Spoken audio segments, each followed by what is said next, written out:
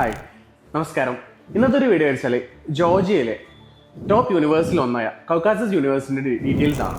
അതായത് ഏതാണ്ട് ജോർജിയയിൽ 20-23ഓളം medical universities ഉണ്ട്. അതിൽ ടോപ്പ് യൂണിവേഴ്സിൽ ഒന്നായ കൗക്കാസസ് യൂണിവേഴ്സിറ്റിന്റെ ബേസിക് ഡീറ്റെയിൽസ് ആണ് ഈ ഒരു വീഡിയോയിൽ ഷെയർ ചെയ്യുന്നത്. അതായത് 2004 കൗക്കാസസ് യൂണിവേഴ്സിറ്റി എസ്റ്റാബ്ലിഷ് ആയത്. അവിടെ MBBS പ്രോഗ്രാം സ്റ്റാർട്ട് ചെയ്തത് 2019 മുതലാണ്. ഇപ്പൊ നോർമൽ ആയിട്ട് ഒരു MBBS എബ്രോഡ് പ്ലാൻ ചെയ്തവർക്കുള്ള ഏറ്റവും വലിയ കൺഫ്യൂഷൻ ആണ് NMC റൂൾസ് ഒക്കെ പാലിക്കുന്ന യൂണിവേഴ്സിറ്റീസ് ആണോ ജോർജിയയിലുള്ളത്. അങ്ങനെയാണ് കൗക്കാസസ് യൂണിവേഴ്സിറ്റിന്റെ കേസിലാണെങ്കിൽ NMCയുടെ ഫസ്റ്റ് റൂൾ പറയുന്നത് എന്താ, 6 വർഷത്തെ MBBS പ്രോഗ്രാം ആയിരിക്കണം, 5 വർഷത്തെ തിയറിയും 1 വർഷത്തെ ഇന്റേൺഷിപ്പും ഉണ്ടായിരിക്കണം എന്നുള്ള ഫോമാറ്റ്. കൗക്കാസസ് യൂണിവേഴ്സിറ്റി 6 വർഷത്തെ പ്രോഗ്രാമാണ് വരുന്നത്, 5 വർഷത്തെ തിയറിയും 1 വർഷത്തെ ഇന്റേൺഷിപ്പും കൃത്യമായിട്ട് പാലിക്കുന്നുണ്ട്. രണ്ടാമതായിട്ട് കൗക്കാസസ് യൂണിവേഴ്സിറ്റിയിലെ മീഡിയം ഓഫ് ഇൻസ്ട്രക്ഷൻ ഇംഗ്ലീഷിലാണ്. After uncomplicated vaginal delivery in India, and after because in our book we have information from the protocol. അപ്പം NMCയുടെ രണ്ടാമത്തെ റൂളും അവിടെ ഓക്കെയാണ്. പിന്നെ വരുന്നത് എന്താ വെച്ചാൽ കൗക്കാസസ് യൂണിവേഴ്സിറ്റി WHO ലിസ്റ്റിൽ പെട്ട യൂണിവേഴ്സിറ്റി ആണോ എന്നുള്ളത് അത് നിങ്ങൾക്ക് തന്നെ ചെക്ക് ചെയ്യാവുന്നതാണ്. അതായത് wdoms.org എന്ന സൈറ്റിൽ പോയി കഴിഞ്ഞാൽ ജോർജിയ എന്നുള്ള കൺട്രി നിങ്ങൾ ഓപ്ഷൻ കൊടുത്തു കഴിഞ്ഞാൽ അവരുടെ ലിസ്റ്റിൽ, അതായത് ജോർജിയയിലുള്ള WHO അംഗീകരിച്ച യൂണിവേഴ്സിറ്റീസ് എല്ലാം തന്നെ ലിസ്റ്റിൽ അവൈലബിൾ ആണ്. അവിടെ കൗക്കാസസ് യൂണിവേഴ്സിറ്റിന്റെ പേര് നിങ്ങൾക്ക് കാണാവുന്നതാണ്. അതായത് WHO ലിസ്റ്റിലും വരുന്ന യൂണിവേഴ്സിറ്റിയാണ് കൗക്കാസസ് യൂണിവേഴ്സിറ്റി. സോ NMCയുടെ എല്ലാ റൂൾസ് ആൻഡ് റെഗുലേഷൻസും പാലിക്കുന്ന ഒരു യൂണിവേഴ്സിറ്റിയാണ് കൗക്കാസസ് യൂണിവേഴ്സിറ്റി. പിന്നെ ഏറ്റവും കൂടുതൽ കൺഫ്യൂഷൻ വരുന്നത് എന്താണ്, രജിസ്ട്രേഷൻ കിട്ടുമോ, ലൈസൻസിന്റെ കാര്യങ്ങളൊക്കെ. കൗക്കാസസ് യൂണിവേഴ്സിറ്റിയിൽ നിങ്ങൾ 6 വർഷത്തെ MBBS പ്രോഗ്രാം കഴിയുമ്പോൾ തന്നെ അവിടുത്തെ ഡിഗ്രി കിട്ടുന്ന സമയത്ത് നിങ്ങൾ അവിടെ രജിസ്റ്റേർഡ് ആയി കഴിഞ്ഞു. സോ വീണ്ടും ഒരു ലൈസൻസിന്റെ ആവശ്യം അവിടെ വരുന്നില്ല. കാരണം വെച്ചാൽ അവിടെ പ്രാക്ടീസ് ചെയ്യാൻ പ്ലാൻ ചെയ്യുന്നവരാണെങ്കിൽ മാത്രമേ ജോർജിയന്റെ ലൈസൻസ് എക്സാംസ് ഒക്കെ എഴുതിയിട്ട് അവിടുത്തെ ലൈസൻസ് എടുക്കേണ്ട ആവശ്യമുള്ളൂ. ഇല്ലെങ്കിൽ അവിടുത്തെ രജിസ്ട്രേഷൻ മതി, നമുക്ക് ഇവിടെ വന്നിട്ട് എന്താ പറയുക FMG എക്സാംസ് ഒക്കെ എഴുതിയിട്ട് പ്രാക്ടീസ് ചെയ്യാം. സോ NMCയുടെ എല്ലാ റൂൾസും പാലിക്കുന്ന യൂണിവേഴ്സിറ്റിയാണ് കൗക്കാസസ് യൂണിവേഴ്സിറ്റി. സോ ബെസ്റ്റ് ചോയ്സ് ആണ്. പിന്നെ നോർമലി നമ്മളിപ്പം കേരളത്തിൽ നിന്ന് ജോർജിയയിലേക്കുള്ള ട്രാവൽ എങ്ങനെയാണെന്നൊക്കെ ഇതിൽ ഡൗട്ട്സ് ഉണ്ടാവും. അതായത് നോർമലി കേരളത്തിൽ നമ്മൾ ജോർജിയയിലേക്ക് പോകുന്ന സമയത്ത് ആദ്യം നമ്മൾ ഇവിടുന്ന് ദുബായിലോട്ടോ ഷാർജയിലോട്ടോ പോകുന്നു, അവിടുന്ന് നമ്മൾ ജോർജിയയിലോട്ട്. ഇതാണ് നമ്മൾ ട്രാവൽ പ്ലാൻ വരുന്നത്. ഇപ്പം നമ്മൾ നോർമലി ഇവിടെ ജോർജിയയിലെ എയർപോർട്ടിൽ എത്തിക്കഴിഞ്ഞാൽ നമ്മുടെ കൗക്കാസസ് യൂണിവേഴ്സിറ്റി സ്ഥിതി ചെയ്യുന്നത് ടിബ്ലീസി എന്ന് പറഞ്ഞ മെയിൻ സിറ്റിയിലാണ്. നമ്മുടെ എയർപോർട്ടിന് ഏകദേശം ഒരു 20 to 30 മിനിറ്റ്സിന്റെ ട്രാവൽ മാത്രമാണ് കൗക്കാസസ് യൂണിവേഴ്സിറ്റിയിലോട്ട് വരുന്നത്. സോ നമുക്ക് എളുപ്പത്തിൽ എത്തിച്ചേരാൻ പറ്റുന്നതാണ്. കൗക്കാസസ് യൂണിവേഴ്സിറ്റിന്റെ കേസിൽ നമ്മുടെ സ്റ്റഡിയും കാര്യങ്ങളും വരുമ്പോൾ, അതായത് ഇപ്പം നമ്മൾ എക്സാമ്പിൾ വരാണെങ്കിൽ ഒരു 100-150 സ്റ്റുഡൻസ് ഒരു ബാച്ചിൽ അഡ്മിഷൻ എടുക്കുന്നതായിരിക്കാം. അവർക്ക് എല്ലാവർക്കും ഒരുമിച്ച് ഒരു ക്ലാസ്സിലല്ല അവിടെ പഠനം വരുന്നത്. അതായത് 10 പേരോ 15 പേരോ ഉള്ള ഗ്രൂപ്പ്സ് ആയിട്ട് സെപ്പറേറ്റ് ചെയ്ത് അവർക്ക് ഒരു ബാച്ചസ് ആക്കും. ആ ഓരോ ബാച്ചിനാണ് ക്ലാസ്സസ് വരിക. അപ്പൊ എന്താ ഗുണം എന്ന് വെച്ചാൽ ഒരു 10 പേരുള്ള ഒരു ഗ്രൂപ്പിന് ഒരു ടീച്ചർ ഉണ്ടാവും. സോ എന്താ കൃത്യമായിട്ട് പഠിക്കാൻ ഓപ്ഷൻ ഉണ്ടാവും. അതായത് ഒരു ടീച്ചർക്ക് എല്ലാവരും ഇൻഡിവിജ്വൽ ആയിട്ട് നോട്ട് ചെയ്യാനും പറഞ്ഞു കൊടുക്കാൻ എളുപ്പമായിരിക്കും. നമ്മളൊക്കെ പഠിക്കുന്നത് എങ്ങനെയാ, നമ്മളൊക്കെ ഡിഗ്രി പഠിച്ചത് സ്കൂളിൽ പഠിച്ചൊക്കെ എങ്ങനെയാണ് 60 കുട്ടികൾക്കൊക്കെ ഒരു ടീച്ചറിന്റെ ഫോമാറ്റിലാണ്. പക്ഷെ അങ്ങനെയല്ല ഇവിടെ വരുന്നത്. അതായത് ഒരു 10 പേർക്ക് ഒരു ടീച്ചറിന്റെ ഫോമാറ്റിലാണ്. അപ്പൊ കൃത്യമായിട്ട് നമുക്ക് പഠിക്കാനുള്ള ഓപ്ഷൻസ്, ഡൗട്ട്സ് ക്ലിയർ ചെയ്യാൻ ഇൻഡിവിജ്വൽ ആയിട്ട് നമുക്ക് ഫാക്കൽറ്റീസിന്റെ അറ്റൻഷൻ കിട്ടുന്നുണ്ട്. പിന്നെ അത് കൂടാതെ വീക്ക്ലി 1-2 തവണ അസസ്മെന്റ് ടെസ്റ്റ് വരുന്നുണ്ട്.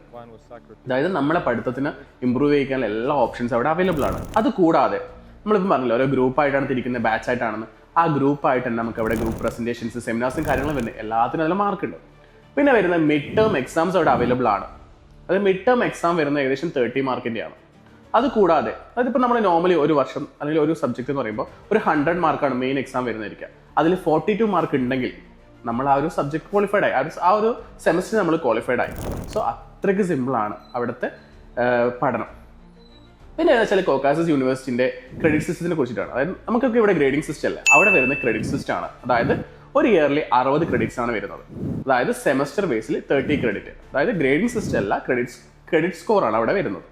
അത് ക്രെഡിറ്റ് ബേസ്ഡ് ആയിട്ട് സിസ്റ്റമാണ് കൗക്കാസസ് യൂണിവേഴ്സിറ്റി ഫോളോ അപ്പ് ചെയ്തത്. പിന്നെ വരുന്ന കാര്യം എന്ന് വെച്ചാൽ നമുക്ക് ഏറ്റവും കൂടുതൽ കേട്ടിട്ടുള്ളതാണ് അത് ഇയർ ബാക്കിന്റെ കാര്യങ്ങളൊക്കെ. ഇയർ ബാക്ക് എന്ന് പറഞ്ഞ കാര്യം കൗക്കാസസ് യൂണിവേഴ്സിറ്റിയിലും ഉണ്ട്, പക്ഷെ അപൂർവങ്ങളിൽ അപൂർവമാണ്. കാരണം വെച്ചാൽ ഇപ്പോൾ ഒരു സബ്ജക്റ്റിൽ ഫെയിൽ ആയി പോയെന്ന് വരിക, അതിന് റീടെസ്റ്റ് കൊടുക്കാനുള്ള ഓപ്ഷൻ അവിടെ ഉണ്ട്. അതായത് റീടെസ്റ്റ് കൊടുക്കുന്ന സമയത്ത് വെച്ചാൽ നമുക്ക് ഏകദേശം എനിക്ക് തോന്നുന്നത് ഒരു $200 അല്ലെങ്കിൽ $250 പേയ്മെന്റ് ചെയ്ത് നമുക്ക് റീടെസ്റ്റ് കൊടുക്കാനുള്ള ഓപ്ഷൻ അവൈലബിൾ ആണ് ജോർജിയയിൽ. പിന്നെ അത്രയ്ക്ക് തീരെ പഠിക്കാതെ ഉഴപ്പിയെടുക്കുന്ന ആൾക്കാരാണെങ്കിൽ മാത്രമാണ് അവിടേക്ക് ഇയർ ബാക്ക് എന്നുള്ള ഓപ്ഷൻ വരെ വരുന്നത്. അവിടെ എന്താ വെച്ചാൽ നമ്മൾ ക്രെഡിറ്റിനനുസരിച്ചിട്ട് പേയ്മെന്റ് അടച്ചു കഴിഞ്ഞാൽ നമുക്ക് വീണ്ടും ആ ഒരു സബ്ജക്ട് പഠിക്കാനുള്ള ഓപ്ഷൻസ് അവൈലബിൾ ആണ്. പിന്നെ വരുന്ന ഏറ്റവും വലിയ കൺഫ്യൂഷൻ എന്ന് വെച്ചാൽ ഹോസ്റ്റൽസിനെ കുറിച്ചിട്ടാണ്. കൗക്കാസസ് യൂണിവേഴ്സിറ്റിയിലെ ഹോസ്റ്റൽസ് വെച്ചാൽ പ്രൈവറ്റ് ഹോസ്റ്റൽസ് നിയമം ഒരുപാട് അവൈലബിൾ ആണ്. ഏതാണ്ട് പെർ മന്ത് ഒരു $300 ഒക്കെ സ്പെൻഡ് ചെയ്യുന്ന ആൾക്കാർക്ക് നല്ല അടിപൊളി സെറ്റപ്പോട് കൂടിയ എല്ലാ സൗകര്യങ്ങളും കൂടിയുള്ള ഹോസ്റ്റൽസ് അവിടെ അവൈലബിൾ ആണ്. പിന്നെ ഇൻഡിവിജ്വൽ ആയിട്ട് ഇപ്പോൾ 1 BHK 2 BHK അപ്പാർട്ട്മെന്റ് ഒക്കെ എടുത്ത് താമസിക്കാൻ പ്ലാൻ ചെയ്യുന്നവരാണെങ്കിൽ അതിനുള്ള ഓപ്ഷൻസും ജോർജിയയിൽ അവൈലബിൾ ആണ്. പിന്നെ വെച്ചാൽ അവിടുത്തെ ട്രാവൽ സിസ്റ്റം ആണ്. വിശ്വസിക്കാൻ പറ്റുമെന്ന് അറിയില്ല, വെറും $7 ഉണ്ട് നിങ്ങൾക്ക് 1 ടൈം അവിടെ ട്രാവൽ ചെയ്യാൻ പറ്റും. അതായത് നിങ്ങൾ താമസിക്കുന്ന സ്ഥലത്ത് നിന്ന് യൂണിവേഴ്സിറ്റിയിലേക്ക് ഉള്ള ട്രാവൽ ഒരു 1 ടൈം ട്രാവൽ ഒരു $7 മതി. അതെങ്ങനെയാണെന്നല്ലേ, അവിടെ ഒരു സ്റ്റുഡൻറ് കാർഡ് എന്ന ഫെസിലിറ്റി ഉണ്ട്. ആ സ്റ്റുഡൻറ് കാർഡ് നിങ്ങൾക്ക് ഉണ്ടെങ്കിൽ ഒരു തവണ അവിടുത്തെ പബ്ലിക് ട്രാൻസ്പോർട്ടിൽ ഒന്ന് സ്വൈപ്പ് ചെയ്ത് കഴിഞ്ഞാൽ ആ ഒരു കാർഡിന് ഒരു 1.5 മണിക്കൂർ വാലിഡിറ്റി ഉണ്ട്. ആ 1.5 മണിക്കൂറിനുള്ളിൽ നിങ്ങൾ എത്ര ബസ്സസ് അവിടെ മാറി കയറിയാലും ആ $7 മാത്രമേ ആവുന്നുള്ളൂ. സോ ഒരു $7 1 ടൈം ട്രാവൽ നടക്കും. തിരിച്ചിങ്ങോട്ട് വരുന്ന സമയത്ത് ഒരു 1 ടൈം ട്രാവലിന് $7, മിനിമം ഒരു $14 നമുക്ക് അവിടെ ട്രാവൽ ചെയ്യാൻ പറ്റുന്നുണ്ട്. ഇവിടെ നടക്കുമോ? ഇവിടെ നമുക്ക് എന്താ ഒരു 10-15 കിലോമീറ്റർ പോകാനുണ്ടെങ്കിൽ തന്നെ എന്താ പറയുക, അങ്ങോട്ടേക്ക് $12 ഉണ്ട്, തിരിച്ചും $12 ഉണ്ട്. സോ അത്രയ്ക്ക് ചീപ്പായിട്ട് പബ്ലിക് ട്രാൻസ്പോർട്ട് സിസ്റ്റം അവിടെ അവൈലബിൾ ആണ്. ഇത്രയേറെ ഫെസിലിറ്റീസ് ആണ് ജോർജിയയിൽ കോക്കാസസ് യൂണിവേഴ്സിറ്റിയിൽ നിങ്ങൾക്ക് അവൈലബിൾ ആയിട്ടുള്ളത്. അതുപോലെ തന്നെ യൂണിവേഴ്സിറ്റിക്ക് നിയർ ബൈ ആയിട്ട് ഞാൻ പറഞ്ഞില്ലേ, മെയിൻ സിറ്റി ആയിട്ടുള്ള ട്രിബിളിസി തന്നെയാണ് യൂണിവേഴ്സിറ്റി വരുന്നത്. അപ്പം ഒരുപാട് ഷോപ്പിംഗ് മാൾസ്, നിങ്ങൾക്ക് പർച്ചേസ് ചെയ്യാനുള്ള കാര്യങ്ങൾക്ക് സൗകര്യം, അതുപോലെ ഡ്രസ്സസ് ആയാലും ഗ്രോസറീസ് ആയാലും ചെറിയ പൈസയിൽ പർച്ചേസ് ചെയ്യാനുള്ള ഓപ്ഷൻസ് അവിടെ അവൈലബിൾ ആണ്. പിന്നെ ലാംഗ്വേജിൻ്റെ കേസിലായാലും അവിടുത്തെ ബേസിക് ആയിട്ട് എല്ലാവർക്കും ഇംഗ്ലീഷ് ലാംഗ്വേജ് അറിയാം. അപ്പോൾ അവിടെ ജോർജിയയിൽ പോവുകയാണ്, അവിടുത്തെ ജോർജിയൻ ലാംഗ്വേജ് അറിഞ്ഞിരിക്കണം, അങ്ങനത്തെ കൺഫ്യൂഷൻസ് ഒന്നും ആവശ്യമില്ല. ഇംഗ്ലീഷ് ലാംഗ്വേജ് അറിയെങ്കിൽ നിങ്ങൾക്ക് അവിടെ നന്നായിട്ട് ജീവിക്കാൻ പറ്റും. ക്ലൈമറ്റിൻ്റെ കേസിലോട്ട് പോവുകയാണെങ്കിൽ നോർമലി അവിടുത്തെ തണുപ്പ് നമുക്ക് എന്താ പറയുക, എല്ലാവരും പറഞ്ഞു വെച്ചാൽ സമ്മർ സീസൺ എന്ന് വെച്ചാൽ സമ്മർ സീസൺ നോർമലി നമ്മൾ എന്താ പറയുക അവിടെ വെക്കേഷൻ ടൈം ആയിരിക്കും. ഏകദേശം 30-35 മാത്രമാണ് അവിടുത്തെ ഒരു സമ്മർ സീസൺ വരുന്നത്. ആ ഒരു ടൈമിൽ മിക്കവാറും സ്റ്റുഡൻസും ഒക്കെ നാട്ടിൽ വെക്കേഷൻ വരുന്ന ടൈമാണ്. വിന്റർ എന്ന് പറയുമ്പോൾ ഏകദേശം ഒരു -10 വരെയൊക്കെ പോകാറുണ്ട്. പക്ഷെ അതൊക്കെ നമുക്ക് എന്താ പറയുക, നമുക്ക് എല്ലാവർക്കും നമ്മുടെ ബോഡിക്ക് അഡാപ്റ്റ് ചെയ്യാൻ പറ്റുന്നത് തന്നെയാണ്.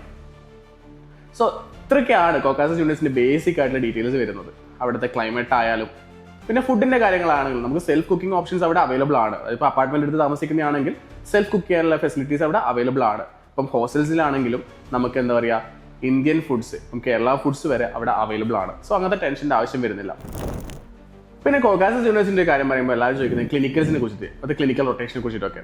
കോക്കാസസ് യൂണിവേഴ്സിറ്റി 3rd ഇയർ തൊട്ടിട്ടാണ് നിങ്ങൾ ക്ലിനിക്കൽസ് സ്റ്റാർട്ട് ചെയ്യുന്നത്. അതായത് ആദ്യത്തെ ഒരു 2 ഇയർ 3ാമത്തെ വർഷം വരെ നിങ്ങൾ കംപ്ലീറ്റ്ലി തിയറി സബ്ജക്ട്സ് ആണ് പഠിക്കുന്നത്.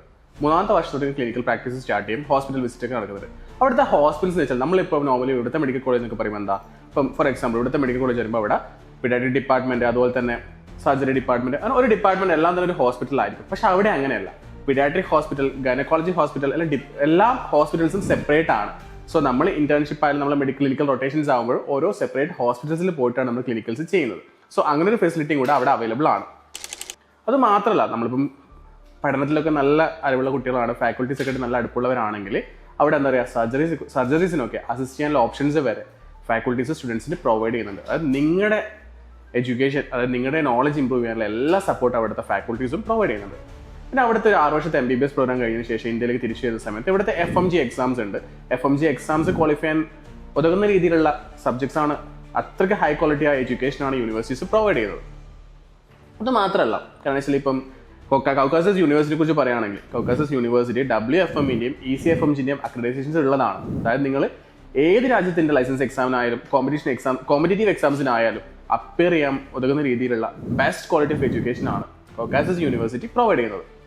അതിപ്പോൾ നിങ്ങളിപ്പം അവിടുത്തെ MBBS പ്രോഗ്രാം കഴിഞ്ഞതിന് ശേഷം ദുബായിൽ അല്ലെങ്കിൽ മറ്റേതെങ്കിലും കൺട്രിയിൽ പോയി പ്രാക്ടീസ് ചെയ്യാൻ ഇൻട്രസ്റ്റ് ഉള്ളവരാണെങ്കിൽ ആ ഒരു കൺട്രീൻ്റെ കോമ്പറ്റേറ്റീവ് എക്സാംസ്, ലൈസൻസ് എക്സാം എഴുതി അവിടെ പോയി പ്രാക്ടീസ് ചെയ്യാനുള്ള ഓപ്ഷനും ജോർജിയയിലെ MBBS ഡിഗ്രി നിങ്ങൾക്ക് പ്രൊവൈഡ് ചെയ്യുന്നുണ്ട്.